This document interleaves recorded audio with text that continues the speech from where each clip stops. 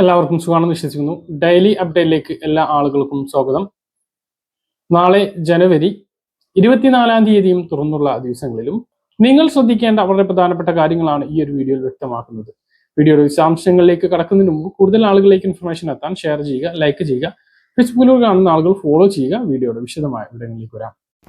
കെട്ടിട നിർമ്മാണ തൊഴിലാളി ക്ഷേമ പെൻഷൻ ഇന്നലെ വിതരണം ആരംഭിച്ചിരുന്നു. ബാങ്ക് അക്കൗണ്ടുകളിലേക്ക് 1600 രൂപ ഒരു മാസത്തെ തുക മാത്രമാണ് ലഭിച്ചിട്ടുള്ളത്. പല ആളുകളും ചോദിക്കുന്ന ഒരു കാര്യമാണ്, 2000 രൂപ പെൻഷൻ ഞങ്ങൾക്കില്ലേ, ഞങ്ങൾ പെൻഷൻ വർദ്ധിപ്പിച്ചിട്ടില്ലേ എന്നുള്ളത്.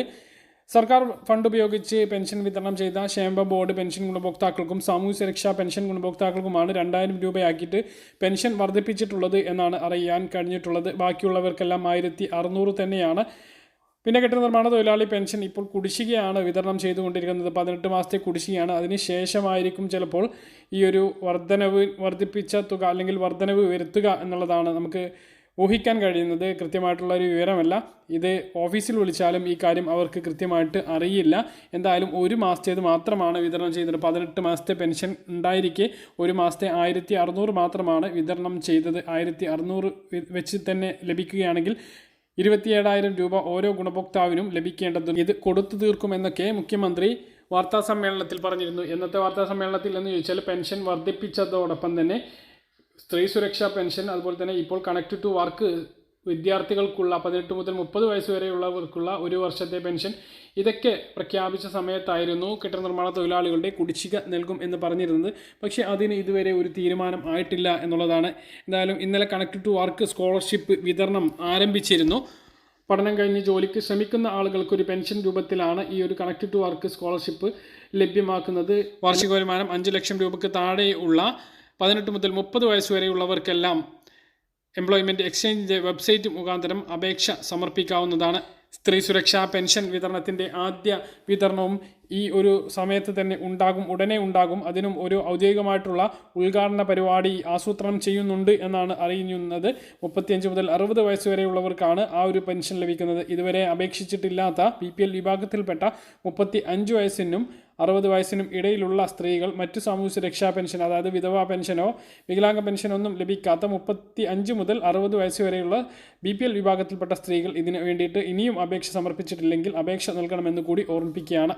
ഇനി ഈ മാസത്തെ ക്ഷേമ പെൻഷൻ്റെ കാര്യമാണ് വീണ്ടും പല ആളുകളും കമൻറ്റിലൂടെ ചോദിക്കുന്നത്. ഇതുവരെ അറിയിപ്പ് എത്തിയിട്ടില്ല. ഇന്ന് 23-ാം തീയതിയായിട്ട് പോലും അറിയിപ്പ് എത്താത്തത് ഒരു അസാധാരണത്വം നിലനിൽക്കുന്നുണ്ട്.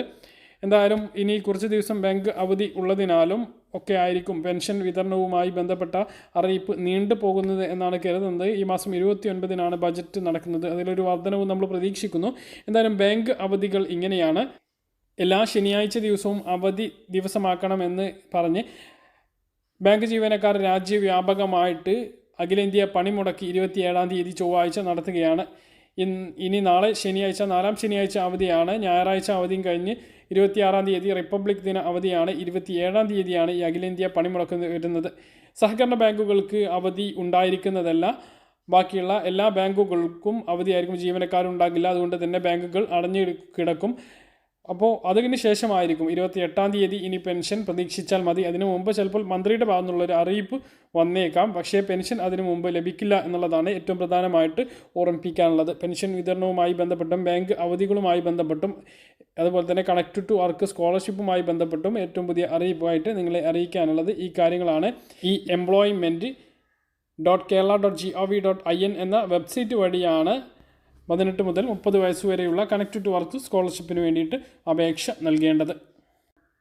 പട്ടയ വ്യവസ്ഥകളിലെ ലംഘനങ്ങൾ ക്രമീകരിച്ച് നൽകാനുള്ള സോഫ്റ്റ്വെയർ സജ്ജമായതായി റവന്യൂ മന്ത്രി കെ രാജൻ വാർത്താസമ്മേളനത്തിൽ പറഞ്ഞു.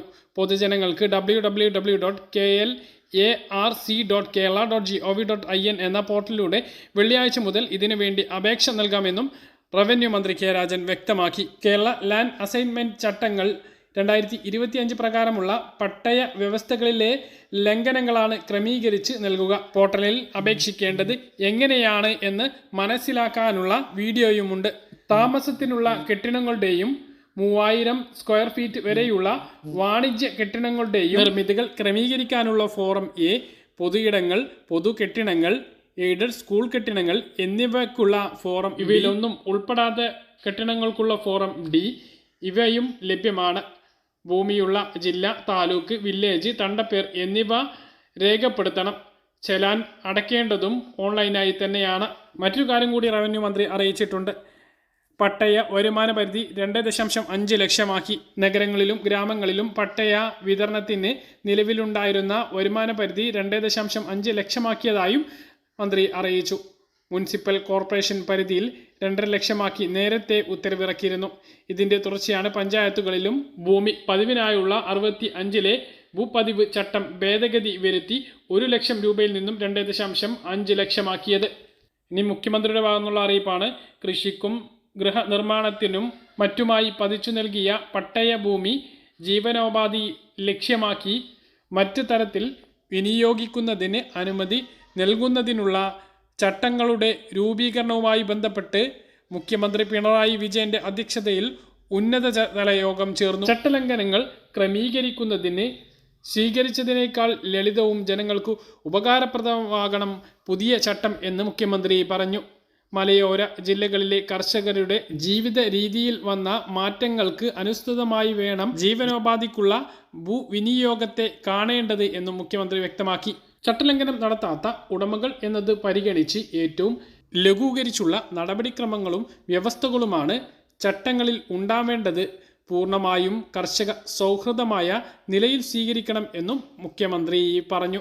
മറ്റൊരു പ്രധാനപ്പെട്ട അറിയിപ്പ്, തിരുവനന്തപുരം മെഡിക്കൽ കോളേജ് ആശുപത്രിയിൽ വിവിധ ആരോഗ്യ ഇൻഷുറൻസ് പദ്ധതിയിൽ ഉൾപ്പെട്ട ഗുണഭോക്താക്കൾക്ക് മരുന്നുകൾ ലഭ്യമാക്കുന്ന സംയോജിത ഫാർമസി കൗണ്ടർ സജ്ജമാക്കി എന്ന് ആരോഗ്യമന്ത്രി വീണ ജോർജ് പറഞ്ഞു. മെഡിക്കൽ കോളേജ് പഴയ കാഷ്വാലിറ്റിക്ക് സമീപമാണ് പുതിയ സംയോജിത ഫാർമസി കൗണ്ടർ സജ്ജമാക്കിയിരിക്കുന്നത്. മരുന്ന് വിതരണം ചെയ്യുവാൻ എംപാനൽ ചെയ്തിട്ടുള്ള മെയിൻ സ്റ്റോർ, കമ്മ്യൂണിറ്റി ഫാർമസി, കാരുണ്യ ഫാർമസി, HLL എന്നിവ ഇവിടെ സജ്ജമാക്കി. ഈ സ്ഥാപനങ്ങൾക്കായി ഒരു സംയോജിത ബില്ലിംഗ് കൗണ്ടറും സ്ഥാപിച്ചിട്ടുണ്ട്. വിവിധ ആരോഗ്യ ഇൻഷുറൻസ് പദ്ധതികളിൽ ഉൾപ്പെട്ട മുഴുവൻ ഗുണഭോക്താക്കൾക്കും ഈ കൗണ്ടറിൽ നിന്നും 24 മണിക്കൂറും മരുന്നുകൾ ലഭ്യമാക്കാനുള്ള സംവിധാനവും ഒരുക്കിയിട്ടുണ്ട്. സ്വർണ്ണവിലയിൽ ഇന്ന് 2 തവണയാണ് മാറിയത്. രാവിലെ കൂടുകയും ഉച്ചയ്ക്ക് ശേഷം കുറയുകയും ചെയ്തു. റെക്കോർഡ് ഉയർച്ചയാണ് രാവിലെ ഉണ്ടായത്. ഉച്ചയ്ക്ക് ശേഷം ഗ്രാമിന് 235 രൂപ കുറഞ്ഞ് 14,405 രൂപയും പവന് 1,880 രൂപ കുറഞ്ഞ് 1,15,240 രൂപയുമായി. രാവിലെ ഇന്ന് വലിയ വർധനമാണ് ഉണ്ടായത്. 3,960 രൂപയാണ് രാവിലെ കൂടിയത്. ഇതോടെ ഒരു പവൻ സ്വർണത്തിന്റെ വില റെക്കോർഡിലെത്തിയിരുന്നു. 1,17,120 രൂപ വരെയാണ് ഇന്ന് രാവിലെ സ്വർണത്തിന്റെ വില എത്തിയത്. ഗ്രാമിന് 14,640 രൂപയായിരുന്നു. അതാണ് ഉച്ചയ്ക്ക് ശേഷം കുറഞ്ഞ് ഒരു പവൻ സ്വർണത്തിന് 1,15,240 രൂപയായത്.